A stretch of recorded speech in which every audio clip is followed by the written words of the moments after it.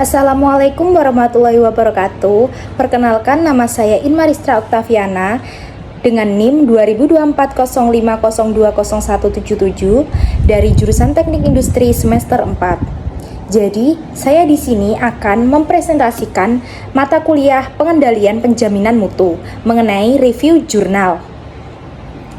Ada dua jurnal yang akan saya review. Yang pertama, jurnal nasional dan juga jurnal internasional.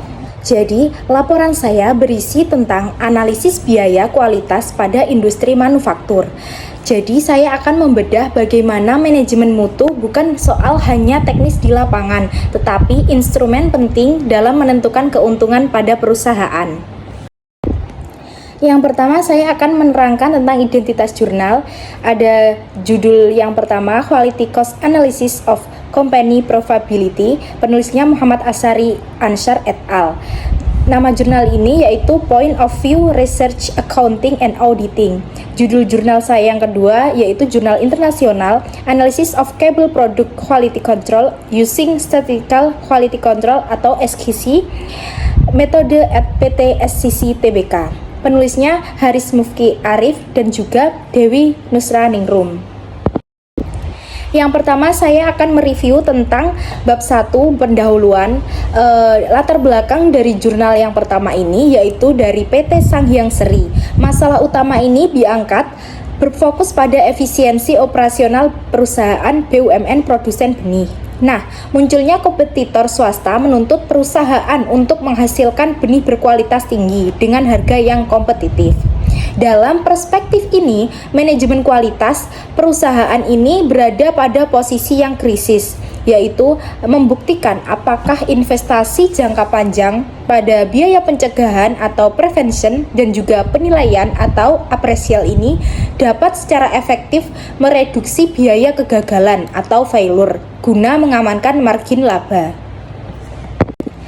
Untuk perusahaan jurnal yang kedua ada PT SCC Tbk, yaitu sebagai produsennya ini, perusahaan ini menghadapi kendala pada tingginya tingkat deviasi pada lini kabel. Nah, masalah utama ini diidentifikasikan adalah dominasi cacat visual 80% dari total deviasi.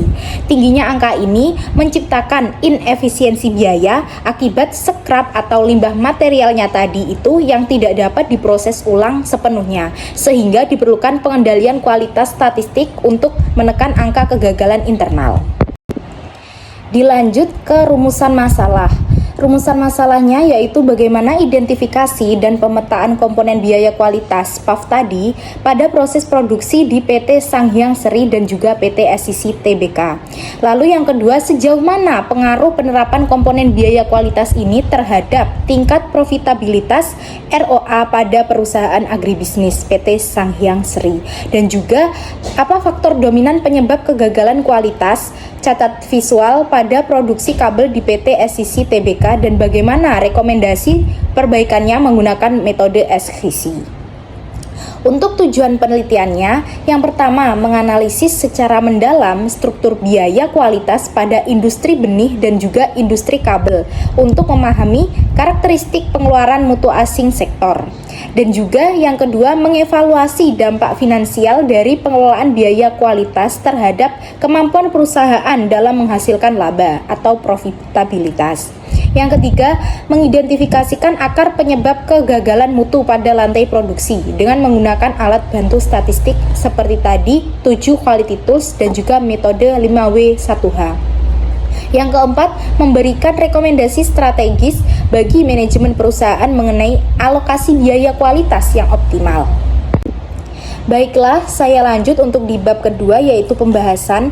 Yang pertama, di jurnal 1 yaitu PT Sanghyang Seri, ini yaitu Persero yang bergerak pada bidang agribisnis.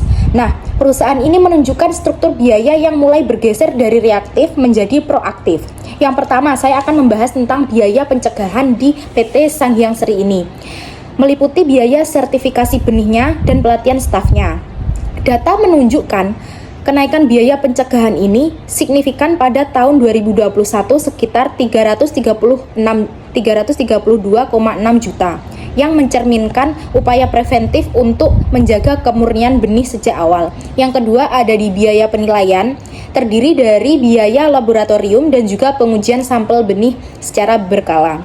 Yang ketiga ada di biaya kegagalan internal, ini meliputi kerugian akibat benih yang tidak layak dijual setelah diuji. Terjadi penurunan drastisnya pada tahun 2021. Yang keempat biaya kegagalan eksternal, klaim dari petani dan biaya returnya ini paling sensitif karena berkorelasi negatif kuat terhadap profitabilitas pada perusahaan tersebut.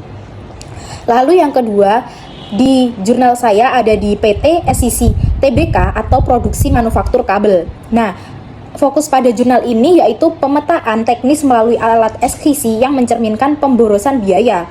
Pemborosan apa saja? Yang pertama ada di biaya penilaian, mendominasi seluruh penggunaan cek sheet dan juga inspeksi visual di sepanjang lini ekstrusi kabel. Nah, yang kedua ada biaya kegagalan internal. Ini ditemukan melalui deviasi visual sebesar 80%.